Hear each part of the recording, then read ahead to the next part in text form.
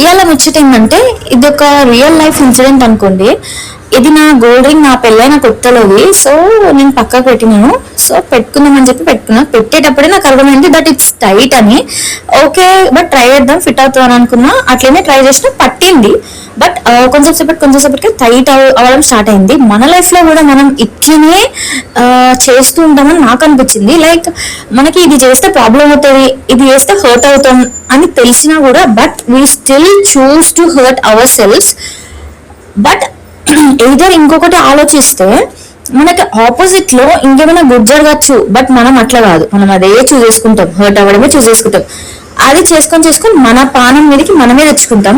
ఇప్పుడు నేను అట్లే చేసిన, నాకు తెలుసు అది హార్డ్ ఉంది పట్టదు అని, బట్ స్టిల్ పడుతుందిలే అన్నట్టు పెట్టిన. బట్ చాలా సఫర్ అయిన దాంతో లిటరలీ నాకు 1 వీక్ వరకు నా హ్యాండ్ అనేది సెట్ అవ్వలేదు. సో ఇప్పటి నుంచి ఆలోచించి ఆగి డెసిషన్ తీసుకుందాం.